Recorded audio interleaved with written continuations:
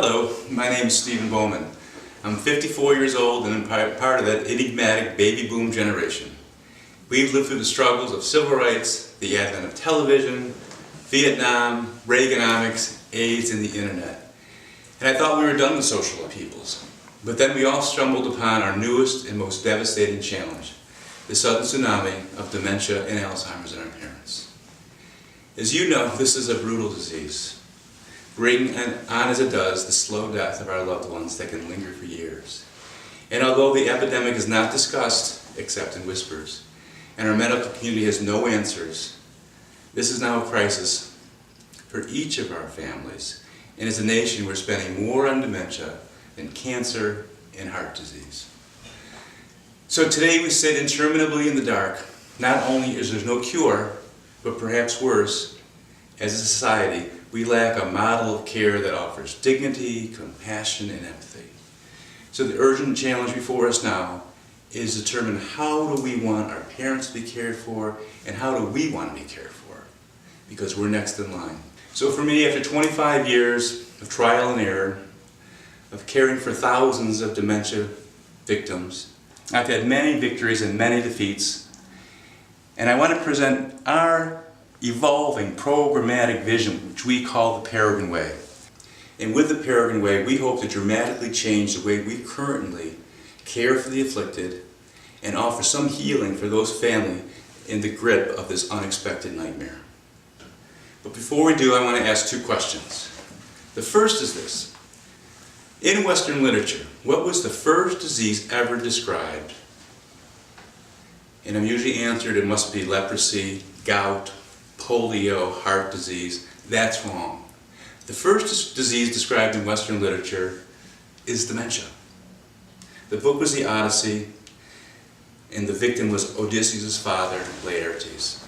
But my point is not to talk about poetry, but to say that dementia has probably been with us as long as life expectancy has started to push consistently beyond middle age, and that today, because we have again arrived at that point of mixed blessings, dementia has re-arrived like a thunderclap. So my second question is this, and I ask it all the time. If we know with dementia short-term memory is being decimated and death is imminent, what should be the purpose or goal of a successful memory care program? What are we trying to achieve with memory care programs under those conditions? Well, I think up until now there's been two answers. Number one, an institutional response, keep the residents safe, clean, and well-fed, period. And number two, what I call institutional light, let's try to fight off memory care loss with computer games and crossword puzzles and bingo, although those things can add a lot of agitation and stress. But when I ask actual caregivers and not the medical establishment, the answer is always the same. They say gently provide stimulation and comfort. Stimulation and comfort. So then we have to ask ourselves, what provides stimulation and comfort from someone suffering from short-term memory loss? And we think the answer is long-term memories, and that realization is fundamental to the Peregrine Way. So rather than resisting forgetfulness of our parents, we should accept that not only are these long-term memories dominating their lives, but they are actually living in those long-term memories. And they should not be treated as wayward time travelers that can simply be yanked back in 2013. Rather than treat our parents as unruled children or something less, there should be a better way. And we think there is, if we would just listen to them and be willing to join them as they start the final stage of their life's journey. So the Peregrine Way is based on three different principles that we believe are self-evident. Number one, respect for the controlling power of long-term memory. Two, appreciate that while dementia is an individual crisis, it is also a family disease. And third, that our staff, who quite literally hold our loved ones in the palm of their hands, must be empowered, heard, and respected. So let me kind of take each of those elements in turn and better explain our vision, our three-legged stool. The first leg of our stool is, of course, the program we offer the residents themselves. And as I said before, the heart of this program is the acceptance of the potency of our residents' long-term memories, and to realize that these memories should be embraced and not dismissed. We are all, each and every one of us, are long-term memories, and despite our best efforts, short-term memories cannot be artificially reinforced by clever computer games or crossword puzzles.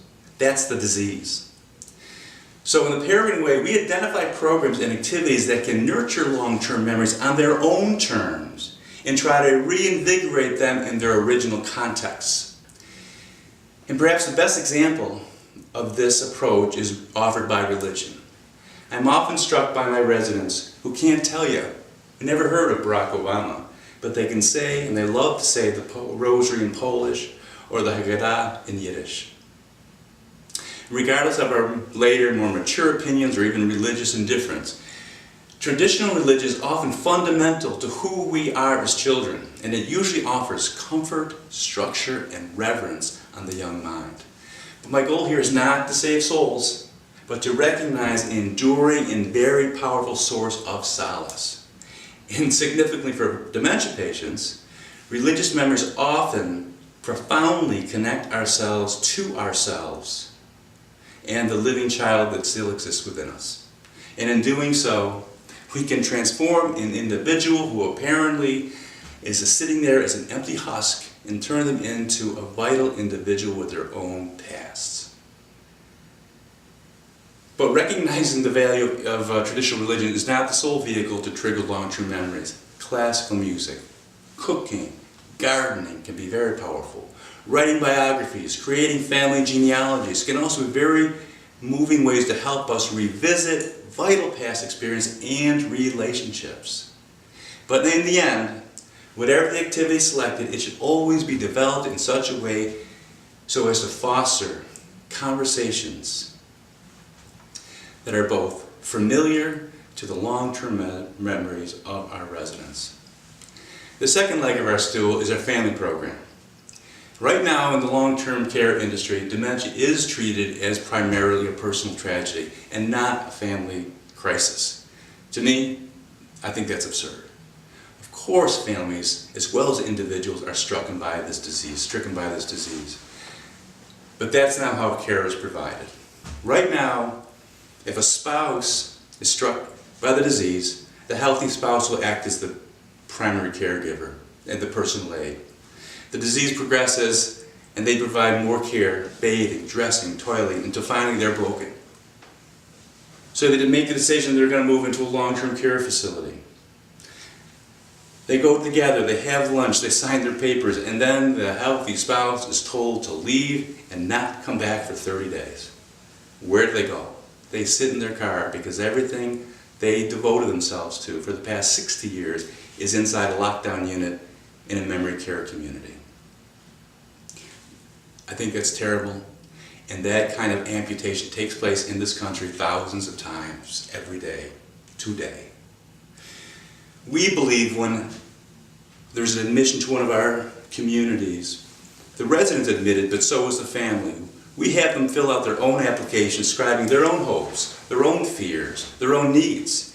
And then we offer lectures and support groups to talk about the disease, to help them with communication on to have a successful visit, to have simulation so that the healthy spouse can better understand what the ill spouse is going through.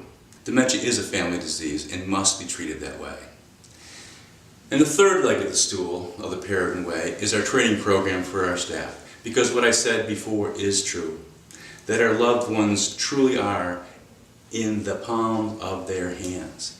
And what is often forgotten with dementia is that many of our residents have lost their spouse, they've lost their friends, family have moved away, and that our staff become the final primary relationships in their lives. And therefore, our staff must be continually invigorated and encouraged in their Herculean tasks. And we do this with the Peregrine Way with weekly training sessions, and not just simply talk about techniques of providing care, to be creative, to collaborate, to share secrets of what's worked with their favorite residents, to share insights into their more difficult residents. But they're ultimately going to drive the quality and care of the program, and we want them to be strong and creative. So we believe with the Peregrine Way that when our staff realizes that what they're doing, what their job description is, far exceeds their responsibilities, that they are the last final relationships in their lives of the residents, that they do come to recognize that they are doing God's work. And when we instill that insight into our staff, great things can happen, great care can be provided. So in closing, a diagnosis with dementia does not necessarily mean stultifying institutional care for the individual that ignores the needs of the family. The word peregrine means pilgrim. And Dante reminds us we are all pilgrims on our own journeys. And a diagnosis with dementia does not mean that pilgrimage has ended, but it simply has turned into the past. Thank you.